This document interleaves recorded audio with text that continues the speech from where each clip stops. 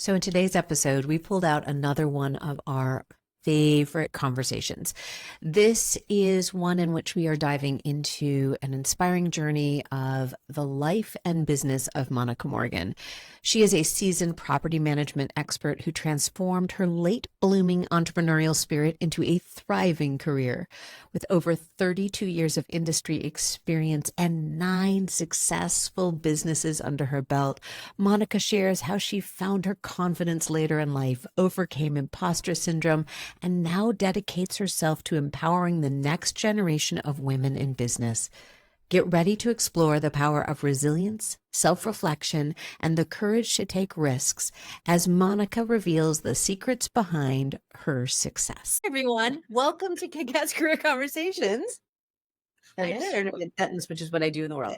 I am Kim, and my lovely co-host is Louise, and today we have Monica. Yay, Monica! This took me my Hey. She's never done that. Did That was awesome. That was awesome. We're trying new things. Keep it in snappy. Welcome, Monica. We are so glad that you're here, and we are going to share with the world who you are and why you're always moving fast. In just a little bit. Like how I tied that one in, huh? Yeah. But first, we want to know, what are each of us celebrating this week? Louise, you want to kick us off? What are we celebrating? Absolutely. We all know I love this question, unless this is your very first time tuning in. So last weekend was a long weekend, and as an entrepreneur, I worked the holiday because that's what we do sometimes, right? We have that flexibility to figure out what that is. And in doing that, during that holiday day, that was a non-holiday for me, I was like, how do I want to show up differently? I'm not really loving the fact that I did this, but I felt like I had to. Lots of have tos, I think, as a business owner, but I wanted to explore this idea of like, where can I be showing up a little bit differently that actually feeds me? And that turned out that it's not at all in my business. And so I started to explore with my morning routine a little bit. I'm getting really focused on getting up without hitting the snooze button. I am notorious for, it's not once, it's like multiple times. And I don't want to do that, right? That's just something I don't want to do. That's not who I want to be. And so finding ways to make that happen this whole week, phenomenal. I have gone, Monday was a holiday. I've gone 4 for 4 this week.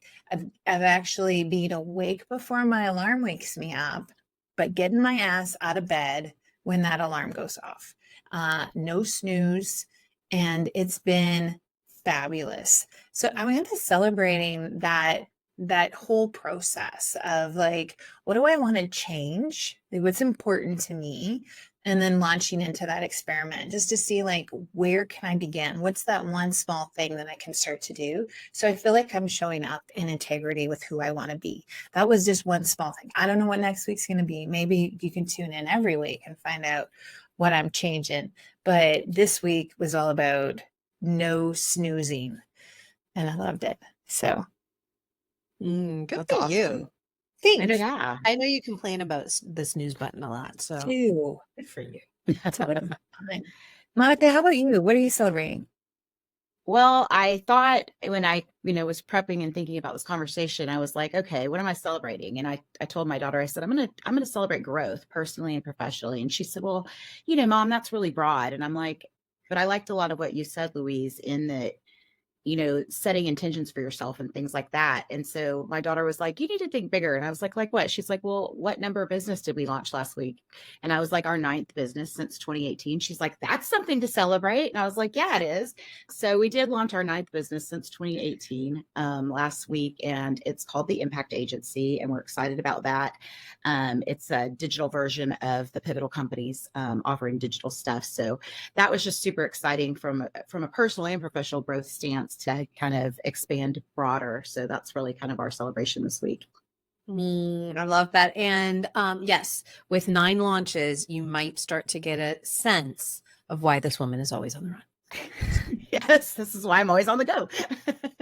I will tell you, Louise, though I downloaded, this is so funny. I don't think that I'm a procrastinator, but I really probably am.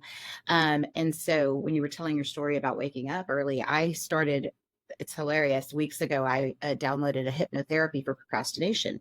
And you listen to the soundtrack, one soundtrack every night for a week. And then week 2 comes and you have a new one. And it's like 8 weeks long. And so for the first 3 to 5 weeks, I was stuck on week 1 and I wasn't progressing. So I was procrastinating on my procrastination hypnotherapy. But I will tell you that after I quit procrastinating on it, I have been waking up every day at 7 a.m. on the dot, like ready to go. And like, I have been knocking so much stuff out. So I want to say that it's working. I'm on week 3 now after week 2, but that might help you with your alarms. I'm not sure. I love that. Wait, it is about that intentionality, right? Like when we know there's like that, I don't know, it's that rock in our shoe, right? Like that's how we actually get further down the road, is like, let's stop and get the thing out. And sometimes it's just little, but keeping that intention and knowing there's these little places and spaces to grow our capacity, I guess, and step into who we want to be. I love it. Good stuff already. I'm on the other end of the spectrum, I feel like right now, because this week, so getting ready to be out of the office for 2 weeks, traveling for 2 weeks, I made my schedule more compact than I am comfortable with. And I'm like, I can do this. This is not a problem. I was smart this time. I planned time before I leave and time after I leave for some downtime. So I'm better. I'll be fine. I'll be fine. I'll be fine. I was not fine, friends. I was not fine. And I used what I know are in my toolbox. I used several tools that I knew that were in my toolbox in ways that I had not used them before. So I am a hard and fast. If I don't work out in the morning, it's not going to happen. Like I know that about myself. Talk about procrastination. It's like, if I don't do it, I will procrastinate it all the way until the next morning. So I said, that's not going to be true. If I am allowing myself a little bit more sleep because I am so stressed out that I'm not able to fall asleep at night, so I'm going to try and like allow myself that time. What can I do on the back end of my day to decompress? What can I do during the day to decompress when I literally am back to back? And there were a couple calls where I said, I actually need to end this call 5 minutes early because I stacked things in a way that is not healthy for me. So I'm celebrating my recognition kind of after the fact a little bit, but I guess midstream.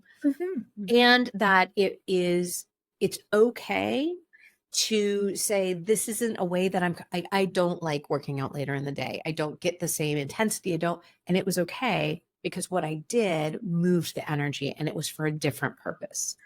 It was not to wake me up and get me going and make me feel strong. It was to move the energy and make sure I didn't kill my family. So that valid purpose. I mean, I'm pretty sure that Danny and Izzy appreciate that I didn't. I'm sure.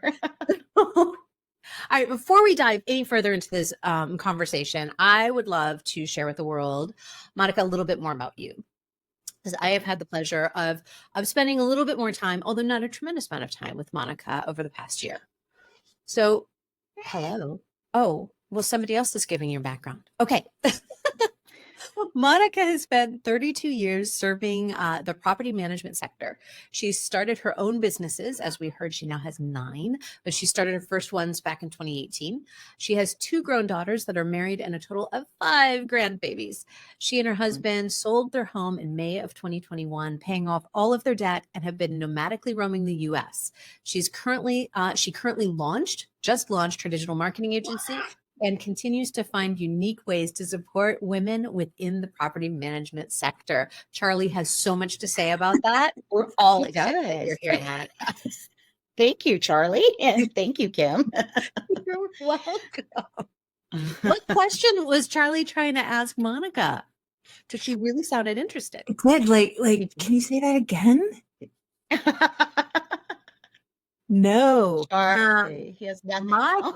My question though is like, holy smokes. Like, so 8, 9, 10, 20 launches, businesses later, like, you're a serial entrepreneur.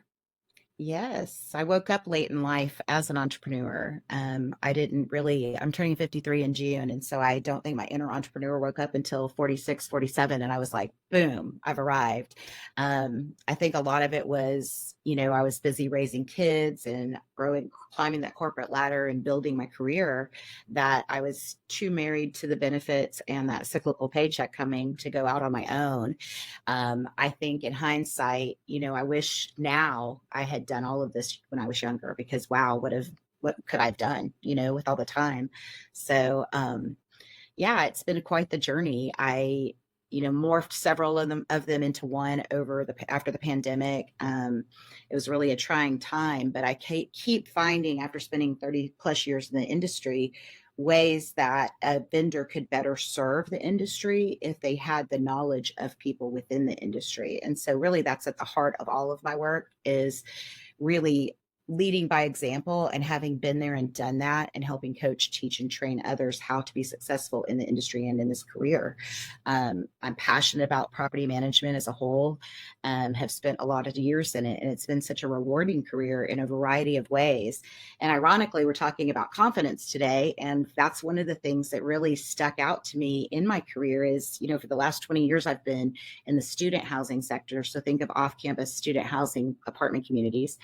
I work with owners, asset managers, and investors and management companies in stabilizing and filling their housing. But I also do a lot of training, leasing, marketing, and sales for their on-site teams.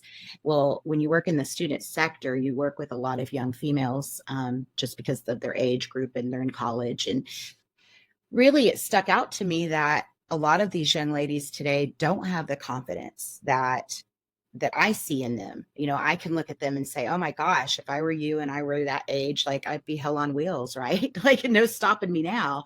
And they don't have that confidence. And that's one of the things that I've really enjoyed in that piece of my career, is working with that younger generation and seeing that, and having that knowledge, even in raising my own two daughters, to know where they might lack confidence and why, and how to help them achieve the things that they're scared to achieve. And doing other podcasts or speaking with other young individuals, a lot of times they're like, how do you do that? And I think being an entrepreneur is about being a risk taker. We're the dreamers. We're the dreamers, and we go out and make those things happen, and we're willing to take the risks.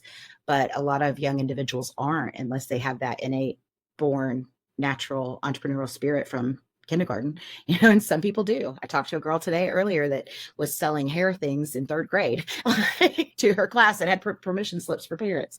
So I think all of that kind of ties into kind of my career and past and stuff as well. What about like young Monica? Like, did she dream that this would be like, did you dream that this would be you, or was there another dream that she had, like career wise? What was that? What was that about? Well, I think I'm super ambitious and really driven. I was raised by a very independent woman. And so I think seeing that strength and independence in her, younger Monica was really, I think we fight, or not fight, but we oftentimes probably do different or opposite of what our parents, what we saw, because when we're growing up, we don't want to do what our parents did most of the time, but then sometimes we end up circling back and doing what our parents did. But younger Monica was really into corporate America, climbing that corporate ladder, getting to the top, and always, striving and being ambitious to do that. And once I reached kind of that top level of in the sales leg of it in corporate America, I was kind of like, okay, my kids are grown. They're out of the house. I had some opportunities present themselves that were just timely, where it was like, I went to work for a guy that was very entrepreneurial minded. He offered me double my salary to leave corporate America. So I was like, sure, why not? My kids are grown. What do I got to lose? So I took that leap of faith, and really, it was a very awful experience, if I'm being honest. It was very not pleasant work environment at all. However, I learned so much that I would absolutely do it over and over again, because the takeaways really, it launched my serial entrepreneurship and the way I view and experience things. And so, yeah, my team, my husband, everybody's like, stop creating now, stop inventing. But I'm just kind of like that idea bank right now. If you come to me with X, Y, and Z, I went on a Virgin cruise in September, and I wanted to work for Virgin so bad the entire time. I could think of every marketing mimic gimmick thing that they should be rolling out. So, yeah, I think young Monica was very career focused and driven and very rigid, where my mom was not, by example. She was that entrepreneur spirit, nomad type personality. And so I think I was striving for the opposite. But once I got older, had that confidence in myself and have spent so many years in the market and in the industry, I feel, extremely confident in my expert opinion on anything property management because of the time that I've spent and the jobs that I've done in doing those. So I would say younger Monica was really obsessed with climbing that corporate ladder. And then older Monica's very obsessed of not working for anyone but herself. So it's interesting because I heard you talk about taking a leap of faith. Mhm. And thinking about talking with younger women, because that's what I know you're passionate about, speaking with younger women about taking a leap of faith, what you see in them, even though you were driven, did you see that in yourself when you were younger? Like, were you able to see? Yeah. Isn't that the miracle of confidence? It's like we recognize it so often after time. Yeah, it's so true. I think about that a lot, especially with my daughters. They're turning 29 and 30 this summer. And just watching them grow and learn and trying to teach them to have that confidence and view themselves and care for themselves. The pandemic was a really hard time for me as a newer entrepreneur. And I made a ton of rookie mistakes. Like that could be its own episode. But I learned so much. And so, the thing that has stuck with me is that perseverance. I hold on to that so dearly. I think those of us that are entrepreneur minded, like you can pitch failure in a way that can make you feel really icky. But if you really turn it around and use it as a fail forward and a learning step to be on to the next thing, it frames failure in a different way. And so it doesn't feel so personally beating up, for me anyway, by exuding that confidence or having the wherewithal to go forward and do the things that I want to do. And so I think um yeah, it's very liberating the older we get as women. I think we have way more confidence with age and time. At least I do. And now I'm kind of like I've been saying for the last 6 months, I'm a big Taylor Swift fan, so don't hate if you aren't. But I've been saying that for me, I don't know where I was going with Taylor Swift. I got sidetracked. I'm so sorry. Just Taylor Swift. Taylor Swift. It's good for the SEO. Taylor Swift. Yes. Taylor, I love her. I've been listening to "I'd Be the Man" all morning. That's been my jam today. So if that tells you where I'm coming from. But yeah, I think younger females, I don't think we know as women. Where I was going is during the pandemic, I got under such an amount of stress that a lot of old trauma came up, and it really forced me to do a lot of self-reflection. And I think I self-reflect naturally anyway. That's just part of who I am. But I look at life in a very different way now. And so it would be really unique and an amazing thing if I could capture what that is and be able to hand it off to younger females. That would be, a dream for me. Like, let me take this and teach you now that these things don't matter that you think that do. And these things do matter when you're older. And so really being able to frame work, life, confidence, goals, whatever it is, in a way that they believe in themselves and they can do it. And it's not coming from a place of fear. Like you've got to brave it out and show up, and you've got to keep showing up. And in talking to many entrepreneurs, we all talk about that's the difference is we fall down, we get back up. We fall down, we get back up. We fall down, we get back up. We don't get stopped. And those people that fall down and then get in that yucky place of misery and oh no, why me? And then they stop and then they just go back to a regular 9 to 5 job. And I think that, being able to keep going when odds are against you is such a valuable quality that people don't really hone in on too early in life. At least not in my world. We didn't. So that we talk about that often here, right? That idea of resilience, and it's an interesting flavor towards confidence is how does our own resilience, regardless of our situation, how does our own resilience build confidence? How does it help strengthen that muscle? Because that's kind of what I'm hearing you say is that's what happened for you is Mhm. continually getting back up and trying new things being in that icky first opportunity before you went onto your entrepreneurial journey, the having that space to understand I don't have to stick here. And I know, Louise, you and I talk a lot with our clients about not getting in. We don't need to be stuck. Right. Mhm. Yeah. I think it is really interesting to think about the resilience and this whole idea of failure and how these two things kind of play together. Because I know growing up too, I always think of like resilience as the bike ride, right? Like as you're learning to ride the bike, going through my mind is don't fall and skin your knee. Like don't fall, don't fall, don't fall. And that's because that's what I saw, right? I saw, you see kids fall off their bikes all the time and skin their knees, right? And it looks like it's painful and that it hurts. And so this idea of like, I'm going to get on the bike and but I can't get on the bike until I know how to ride, but that doesn't make any sense in reality, but in my mind it does, right? Because we only learn how to ride a bike by practicing, but right. So there's all of these things and all of these, I guess they're thoughts. Those are our limiting beliefs that pipe in that keep us from even trying, that keep us from actually failing. I feel like confidence, like that comes with two things. It comes with failing and it comes with self-reflection. Because we can do both of those things. And if they're not together, then we're not actually building confidence at all. Well, you're not growing, You're right? not learning. You're not learning from that thing, right? Like Yeah. you take it for what it is and it's painful and it hurts. And then you carry that pain and that hurt with you. When we can kind of step out of that to say, okay, well, what's the bigger picture, right? What did I actually learn? Well, I learned that I shouldn't learn how to ride a bike going downhill on a gravel road. Like that's maybe not how to do it, right? Right. So, but I really do like, I love that you said, Monica, about like that self-reflection. And I think as young people, we don't have the capacity. I was going to say we're not born with, but I don't know that that's true, but we can learn how to self-reflect, but we don't see the value in that because we're going 100 miles an hour and we're young and wild and free. There's a song. There is a song. That's We're not going to sing it. Taylor Swift. I'd be the man.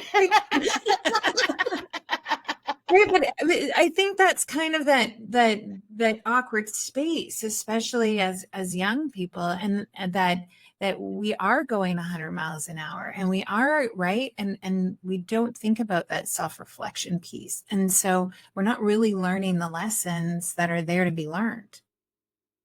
I think that's interesting because it takes me to a mindset or a place of, in my mind, that, you don't know what you don't know.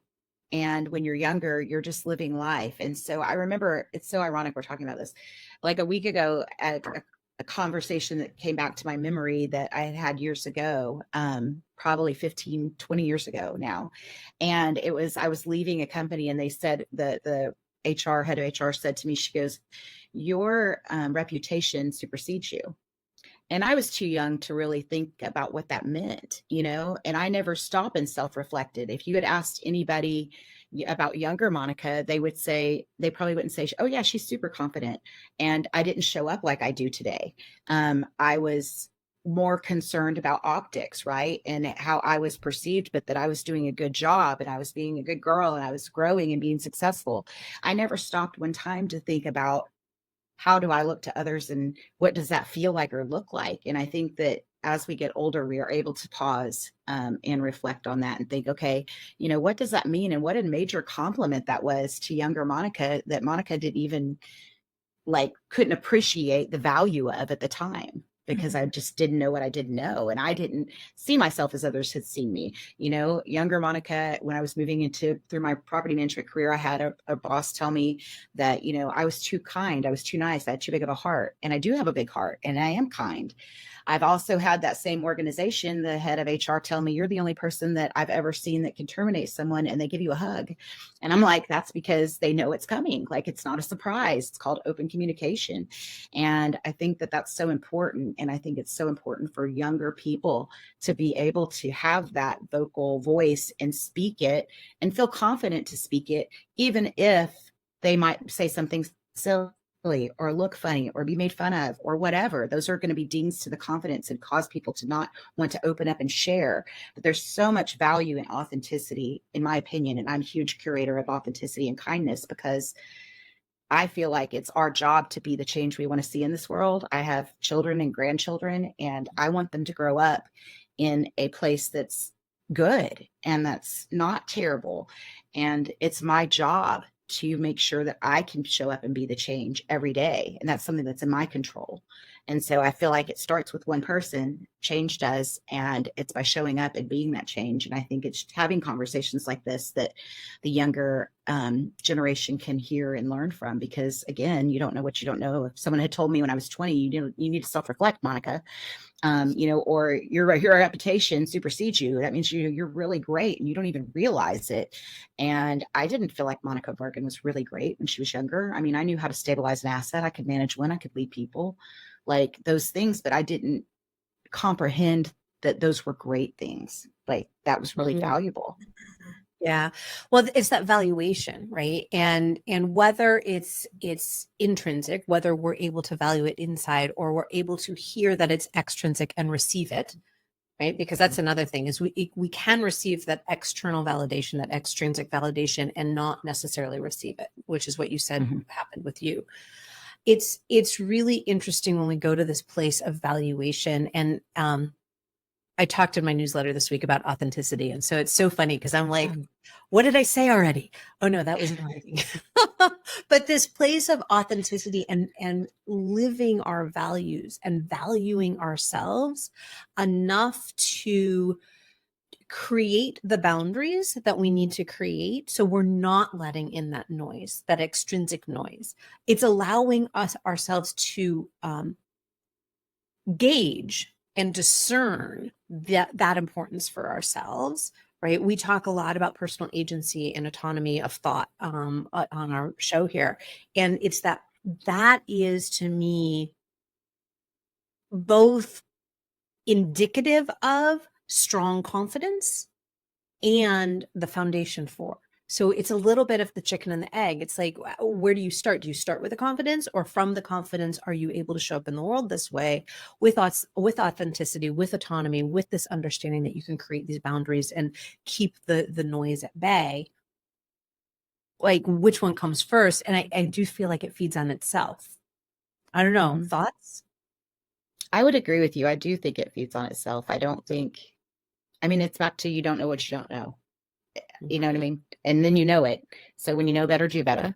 But, Well, it does feed back into that. yeah, yes, and I'm just gonna drop that in there. Yeah. So if that, I think if that were true all the time, and always true, that once we figured out that we were confident, we would continue to be confident, right? And that is not true, right? When I was in my corporate experience, I owned it. I was confident. And a lot of the things that I did, I was really good at what I did, until I was in a place that didn't see that. And that pulled my confidence, that crushed me, that made me feel really, really small. Right? And I lost my voice. I lost my confidence. I lost my credibility. I lost all of those things, right? I could barely get out of the vehicle in the morning to walk into the office building because of how, right, of all of those things, I felt like I did not have anymore. I wasn't even confident enough that I wasn't going to trip on my way in, right? Like all of those things. And so I had confidence. I knew how to build it. And yet, like, that feels like sometimes it gets stolen, or somebody comes along and pushes me off the bike, and I was in the middle of a race, right? It can shake us. Was that a growth edge for you? Were you going into something new, or was that something that you were confident in that then, like you said, you got knocked off the bike? Because I know both can both like our confidence can be shaken because we're moving into something new, and that's a growth edge, and it's like, ooh, I haven't done that before. I have to grow. I have to stretch, though this feels crunchy again. Mhm. And then there's that place of, wait, I was confidence. Where the hell did my confidence just go? Well, for me, it started off like this is a growth edge. This is a new opportunity. I'm in a new place. Of course, I'm not going to feel confident. Of course, that imposter syndrome is going to like creep up on me. That's okay. I know these things. I've been in growth edges before. I've got it right. And then it's like, yeah, but I never came through the other side. All of a sudden, the imposter is really, really loud. All of a sudden, right? That growth edge is not an edge anymore. I'm not going up on that learning curve. I'm like headed down someplace else. How did you That's rebuild that? interesting. Yeah. Yeah, right. It is. How did you rebuild that? I got the hell out of there. There you go. Yeah. I think it's interesting because, Go ahead. yeah, I think, no, I was just going to say, I think you're totally right. But I think for me, it was a little different, but I can relate to you because for me, I was unaware. I knew I was good at my job. Obviously, I was growing, being, promoted, things like that. But I was not really self-aware of my confidence, or I knew I did a good job and that I was that person, but I didn't see that value outside of my realm for others. And so for me during the pandemic, I never had imposter syndrome until after the pandemic hit, and all of a sudden I started experiencing that for the first time, and I was like, what is this? I just always just took my orders, went and marched. You said go climb the hill, I go climb the hill. Calling me if you need help, and that's what I'm doing. I'm over here doing the hill. And so I think it was interesting to have to step back and learn about imposter syndrome in situations like that. And I could see where that would knock you off kilter if you were naturally confident and moving ahead, and then you got knocked down. You're like, what is this? And where did it come from? And then, of course, would have that kind of hurt ego and those things. I took a course 2 winters ago that was a needs-based living course. And I never stopped and thought ever in my life until 50 years old about my needs and if they were being met. And what are my boundaries? And and I think a lot of this has been that time of life where I've kind of morphed the older I get, and the more I'm self-reflective and the more I think and work with different people, I can say, okay, I can see this, or I know beyond a shadow of a doubt, I know my business in asset management, like, challenge me, and so I don't, but you can get in the moments where you're trying to push out something new and people are like, you let that stuff play into your mindset. You tell yourself your limiting beliefs and allow those thoughts to creep in. And that's really challenging. So I could imagine, yes, getting out of there for you was probably the best next step, but also like recovering from that, the recover personally from that, and the recognition and lessons you got from it.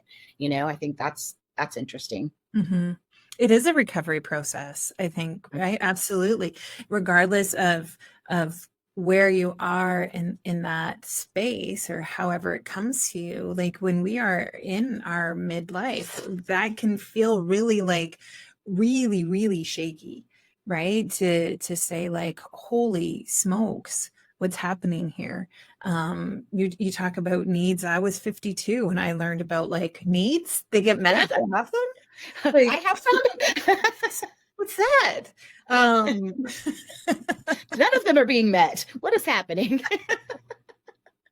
But I think that's that moment of or that power of that self-reflection, right? It's that power of the pause in your life and the noise that's going on, and then unpacking and say, okay, well, but what is really true? Right? What are the stories I'm telling myself? What is really true here? And then where do I go? Where do I take that next small step to move forward? And I think we do rebuild it. Absolutely. Maybe it's not even a rebuild. We don't have to rebuild our confidence. We just have to reconnect with ourselves to know like it was always there. We just get disconnected from it a little bit. Yeah, I like that idea of connecting and disconnecting, because I think that when I asked, is it like that growth edge space, and then right, you didn't feel like you could move forward with confidence, or you're standing in a place of confidence and all of a sudden it disappears. It is something that we can plug into, and that can sometimes be unplugged from us. That was one of my many many times where I stepped into that place of what I didn't know was imposter syndrome, because I didn't feel like I didn't feel like I didn't belong, didn't feel like I was in a space that maybe I wasn't an expert, but I could definitely add value. And yet somebody came along and was like, but you don't know. This is what you don't know. And this is what you're showing up with in a way that's not helpful in this space. And that was like, what? Whoa. So that was where, right, you can feel very confident and then hear from something from the outside. And again, that goes to this place of how far do we let in the external noise? I let that one all the way in, and it totally deflated me. I know that rebuilding process, that healing process that came from that meant that I needed to learn certain things. A lot of it was behavioral, a lot of it was mindset, but it was also actually going out and learning shit I didn't know. Right. That I just kind of bypassed because I didn't know that I needed to know, or it wasn't willful ignorance. It was, I just didn't know that this would be helpful information. Yeah.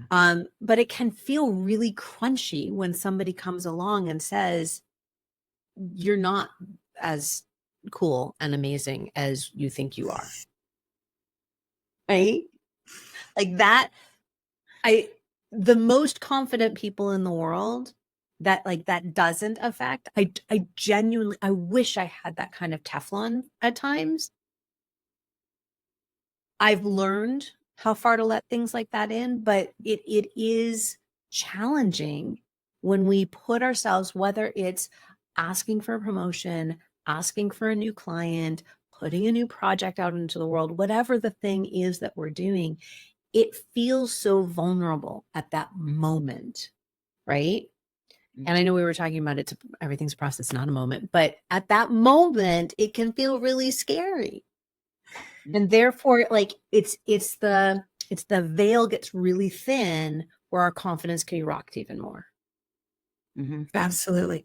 Okay, so here we are, three amazing women who have been through the ringer, who've fallen off many bikes, skinned many knees, and here we are winning the race in a lot of ways. So what tips or things can you think of that can be helpful to others who maybe aren't feeling like they're winning the race, or maybe they're a little wobbly on their bikes right now? I always tell people when they ask me, whether it's speaking on a panel or, launching a new product or a new business or whatever it is to brave it out, just suck it up and brave it out. And that's really easy for me to tell somebody to do, but not easy to actually coach them to do or to explain how to do, right? So I think, for me, the tips and tricks is one of my coworkers, I signed us up for panels to be speakers. And she's like, I don't want to get in front of people and speak. And I'm like, yes, you do. You're fine. You talk to people all day long. What are you talking about?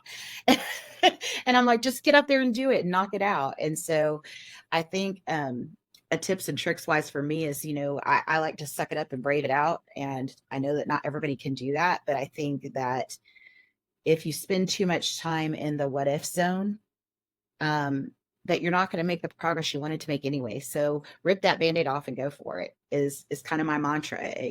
I'm just like, let's do it. We're going to do it and see what happens. And it's so easy to let so many things come into your life to kind of dictate and control your confidence or how you feel, or those limiting beliefs, or what you're telling yourself. And I could use an example like the digital marketing agency. I was very concerned that people would optically look at Monica Morgan and go, oh, now she's a digital marketing agent specialist. Awesome.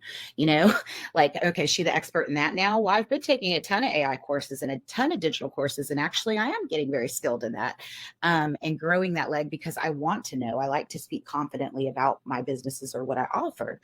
But my daughter was like, Mom, why are you even concerned? Like, who cares? Like, you have made a business out of creating services that are best served by people from the industry. And that's all you're doing is saying, hey, I'm going to offer digital services because I understand the ebbs and flows of the housing industry.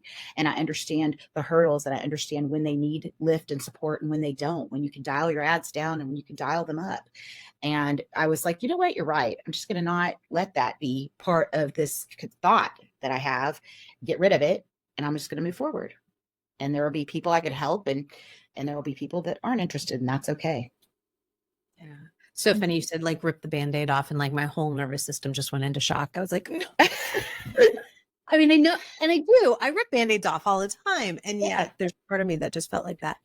So Louise, I love this question. I think for me, right, with this idea of like, how far do we let that external noise come in, which is kind of what Monica was talking about. I use a lot of centering processes, and this is more kind of in the moment when I'm feeling like my confidence is shaken in that moment. So that place of how do I bring myself right back here to the present moment? How do I see the landscape that's in front of me? What am I stepping into? And really walking myself through it in a way that my nervous system doesn't go into overdrive. It knows it's a risk, and I've gone through it's not the obsessive thinking of every detail, but it's the preparation stage, right? It's like think about being a woman in the 1800s and having to put on the 19 different layers of everything to get ready to go out. That's kind of what I'm talking about, right? It's putting my corset on and pulling on my pantaloons, and then the overskirt, and then like all the layers. Okay, now I'm ready.